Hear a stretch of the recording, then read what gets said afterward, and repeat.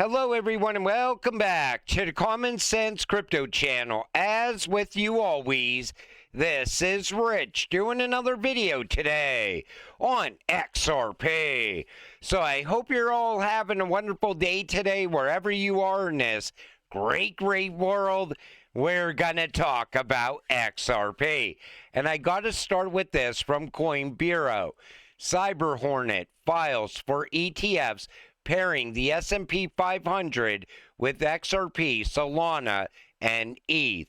Another XRP included ETF. It's just one after another. And I think the inflows to these ETFs, I think once it begins, it's going to be absolutely astonishing. And XRP Healthcare put this out. October is approaching. As Q4 approaches, XRP Healthcare is preparing for a pivotal period, advancing mergers and acquisitions in Africa, strengthening operations, and progressing through the steps towards our planned public listing. For us, October is not about anticipation. It's about disciplined execution. I expect big things to come from XRP Healthcare. I bought that coin a while back because a lot of you told me to check it out. And I think it's going to do very well in this run. XRP price could reach $10 to $20 if RLUSD taps into the $189 trillion derivatives market. And that would be a great starting point. But if Ripple captures the derivatives market, I think we would be looking at a 4-digit XRP. And it doesn't even have to capture the entire market, just like 10 or 20% of the derivatives market. But I think Ripple is well positioned to capture a lot more. XRP defining test, why capitulation risk is now front and center for crypto markets. So this comes from Blockchain Backer. He's thinking that a downtrend, a deeper downtrend could happen, not only for Bitcoin, but for XRP and the rest of the market before we blast off. I see so many chart guys calling for that to happen. But I always stay optimistic and positive. I think XRP is just going to break out when we all least expect it. But you always got to prepare for the worst, but expect the best as a crypto investor. Bitcoin maxis need to put down their toys and listen to adult talk. We tried to tell you. Take a listen to Andrew Bustamante on Bitcoin. Cryptocurrency and decentralized cryptocurrency, if you will, right? So something decentralized like Bitcoin. Bitcoin is only useful if people adopt Bitcoin.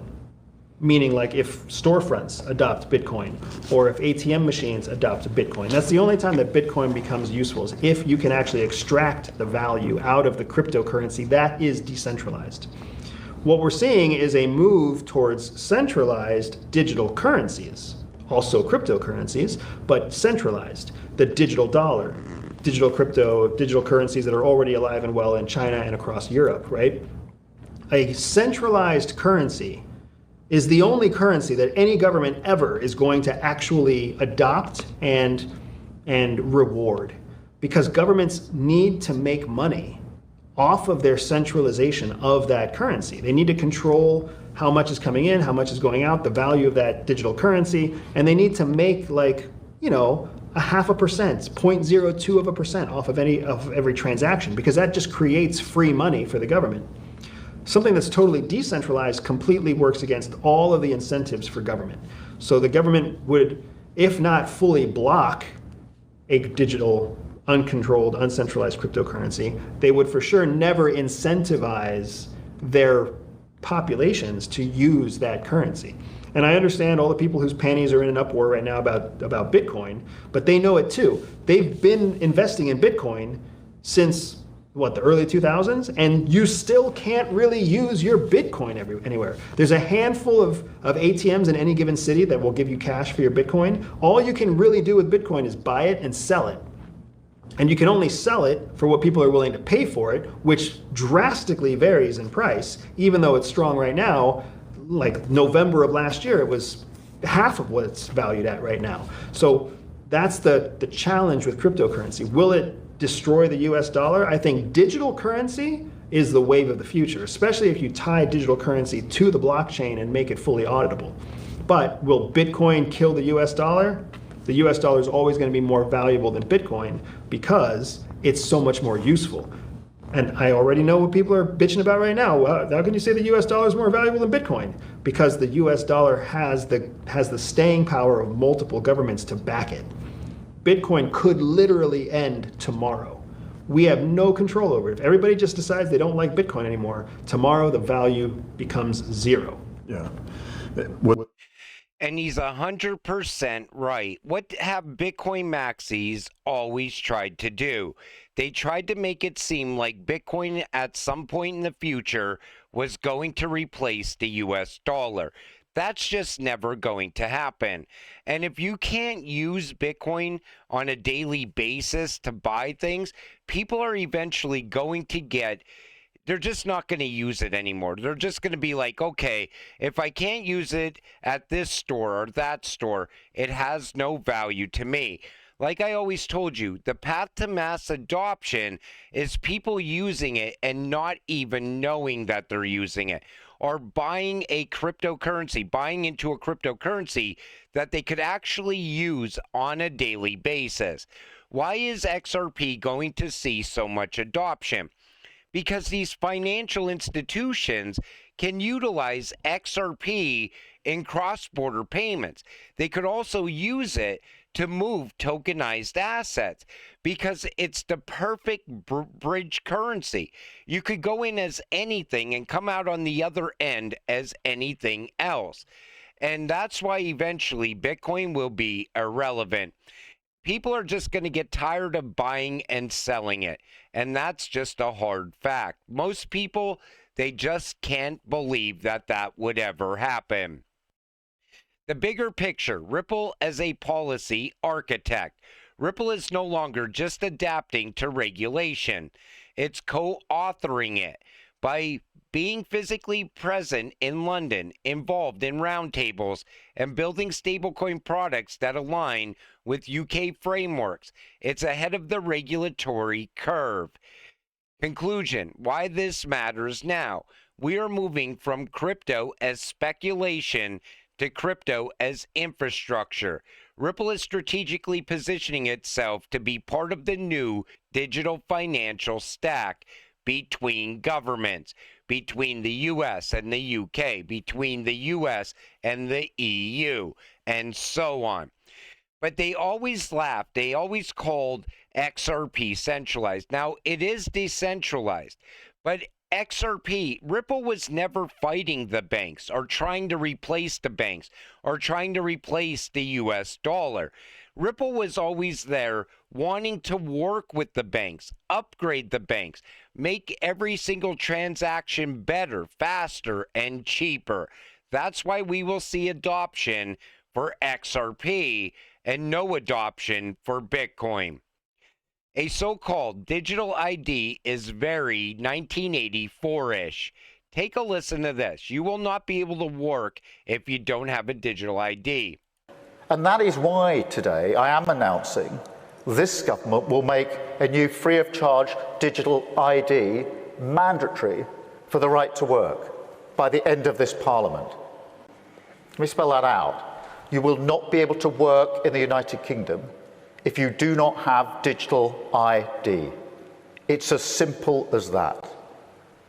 Because decent, pragmatic, fair-minded people, they want us to tackle the issues that they see around them.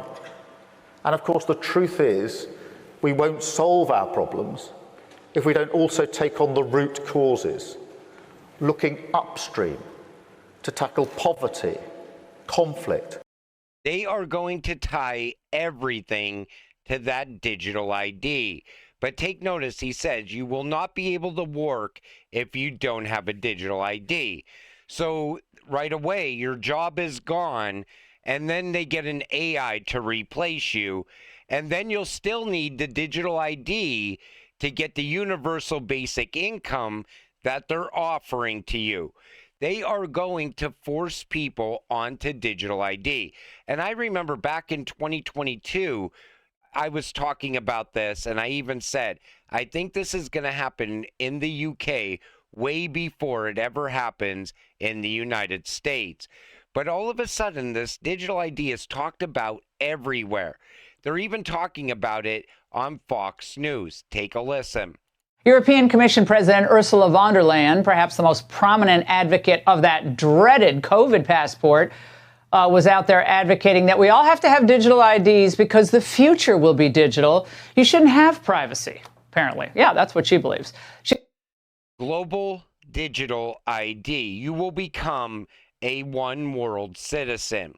But I also have a new theory. Brad warned us. Take a listen. Who owns your identity? Yeah, it's not me, unfortunately. It's not you. What's interesting, though, the government owns your identity. Yep. If you don't have a passport or a birth certificate or a driver's license, whatever, I don't know each country's dynamic, but like, if you don't have those things, you are not who you say you are. No. The government owns your identity. Now, we may not like that, but I just view that as, that's just a truism. And, you know.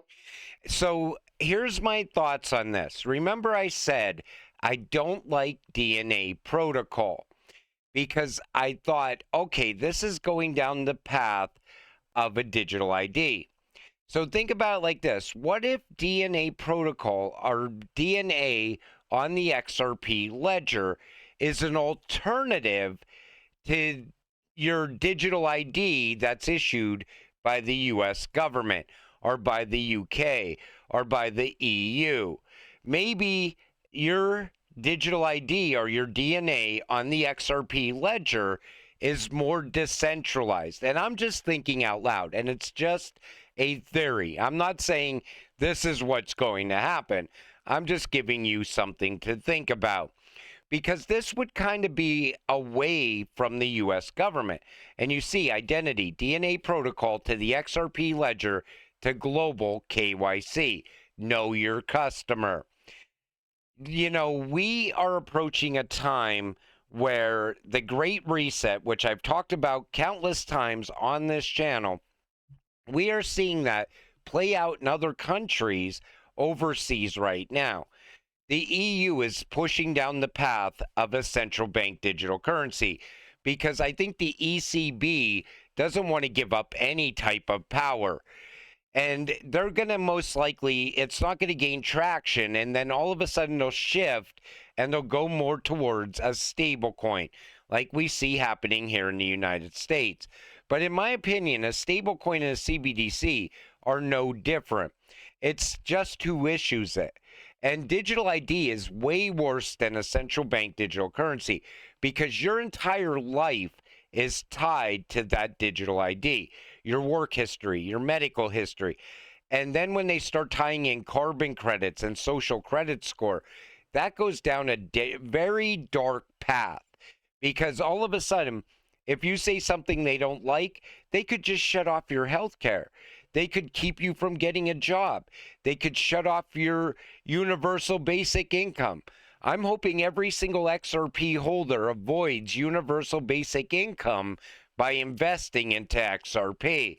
And maybe we transact outside of the universal basic income system altogether as early investors into digital currencies like XRP. But it's still too early, and this is starting to build out now, and it's starting to gain momentum now. And I want to see where this goes from here. And as it continues to build out, of course, I'm going to cover this on this channel because most people, they don't want to talk about this. They'll sell you DNA protocol as the greatest thing to come to the XRP ledger because most likely they're getting paid to talk about it and to hype it up. You see that with everything in this space. Me, I don't want anything from anybody. So I'm going to give you the facts as we get them. Every once in a while, I will also give you my thoughts. And if I have a theory on something, I will share it with all of you. But no matter how you look at this, at the end, XRP holders, they're going to be retired by the time the robots rise. They're going to be retired and not having to worry about universal basic income. And there's a good chance we'll also avoid the central bank digital currency system as well. But until it all happens, stay patient, stay positive, and let's get rich together. With that said, I'm going to wrap up this video. I want to thank you all for watching. I appreciate all of you. I'll see you in the next one. Have a great night.